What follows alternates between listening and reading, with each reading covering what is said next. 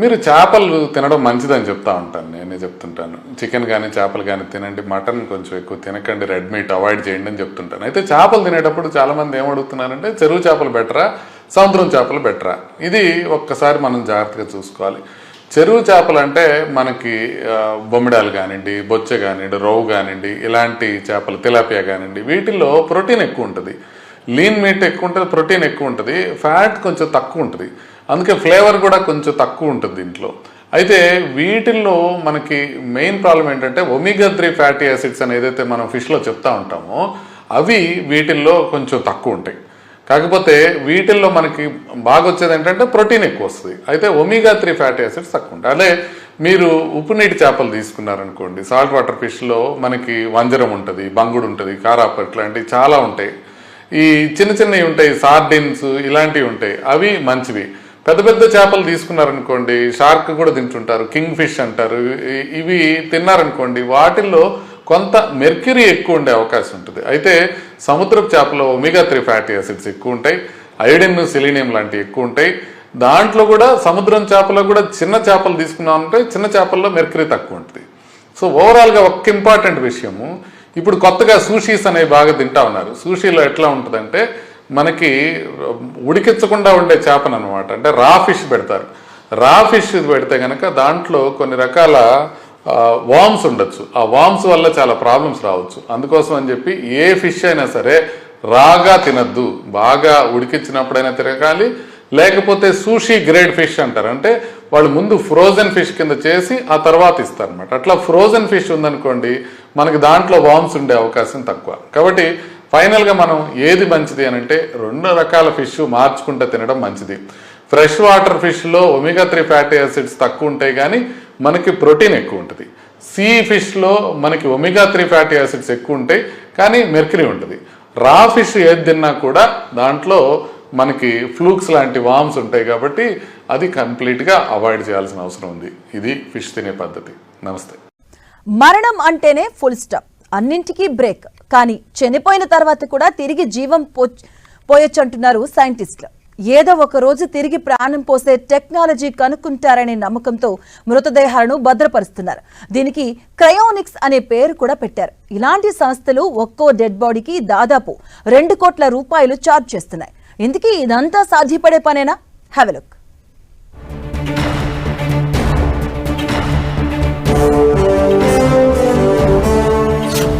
మరణం తరువాత తిరిగి పుట్టొచ్చా?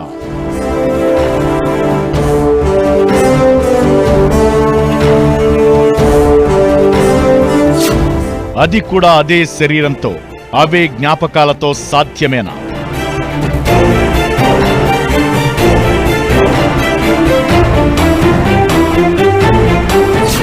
పునర్జన్మ, పునరుత్థానం పురాణాల్లోనూ క్రిస్టియానిటీలోనూ చూశాం.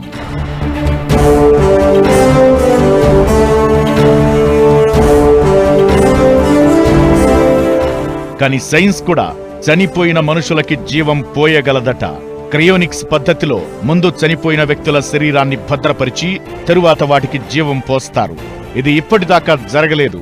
ఏదో ఒక రోజుకు మనిషికి జీవం పోసే టెక్నాలజీని కనుక్కుంటే అప్పుడు ఈ శరీరాలకు ప్రాణం పోస్తారనే నమ్మకంతో ప్రపంచవ్యాప్తంగా కొన్ని దేశాల్లో సైంటిస్టులు క్రయోనిక్స్ ల్యాబ్స్ ని నడుపుతున్నారు.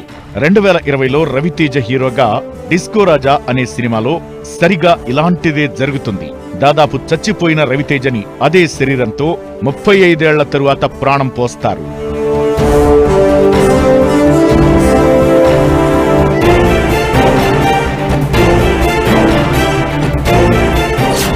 రష్యా, ఆస్ట్రేలియా, తాజాగా జపాన్లో క్రయోనిక్ సంస్థలు క్లయింట్లకు ఈ సర్వీస్ ఇస్తున్నాయి. జర్మనీ సంస్థ బయో ఇలా ఒక్కో బాడీని ఫ్రీజ్ చేసి ఉంచడానికి 1.74 కోట్ల రూపాయలు ఛార్జ్ చేస్తోంది. ఎవరైనా సరే చనిపోయిన తరువాత వీలైన వెంటనే సంస్థల ప్రతినిధులు బాడీని స్వాధీనం చేసుకుంటారు.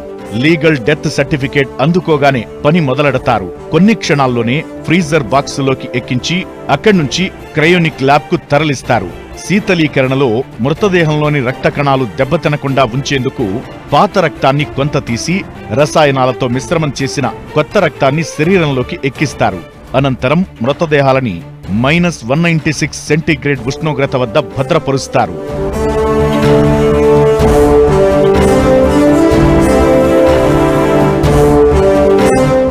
గతేడాది ఆస్ట్రేలియాలో క్లేర్ మెక్కానే అనే ఓ జర్నలిస్ట్ కమ్ యాక్ట్రెస్ తన 13 ఏళ్ల కుమారుడు ఆత్రేయు శరీరాన్ని ఇలా భద్రపరిచేందుకు క్రౌడ్ ఫండింగ్ చేయడంతో చర్చ బయలుదేరింది. సదరన్ క్రయోనిక్ సంస్థ ఆమె కుమారుడితో పాటు మరో వృద్ధుడి శరీరాన్ని కూడా భద్రపరిచింది. ప్రపంచవ్యాప్తంగా చూస్తే అమెరికాలో ఇప్పటికే ఇలాంటి 2 సంస్థలు ఉండగా రష్యాలో ఒకటి ఉంది. రష్యాలో 2005లోనే క్రయోనిక్ సంస్థ ఒకటి ఏర్పడింది.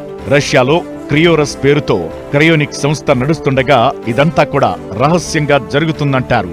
ఇప్పటికే వివిధ దేశాలకు చెందిన 24 డెడ్ బాడీలను ఇక్కడ ప్రిజర్వ్ చేయగా ఈ జాబితాలో పెట్ డాగ్స్, పిల్లులు కూడా ఉన్నాయంటారు.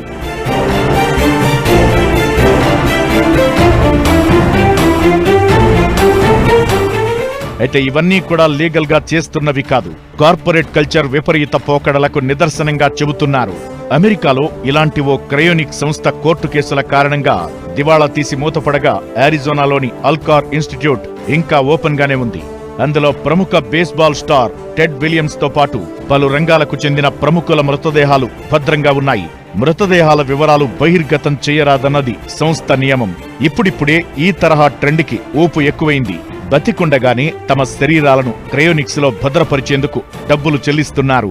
చనిపోయిన వారిని కొన్ని గంటల్లోనే భద్రపరిస్తే మళ్లీ భవిష్యత్తులో ప్రాణం పోయవచ్చన్నది మిచిగాన్ కాలేజీలో ప్రొఫెసర్ గా పనిచేసిన రాబర్ట్ ఎటింగ్ సిద్ధాంతం.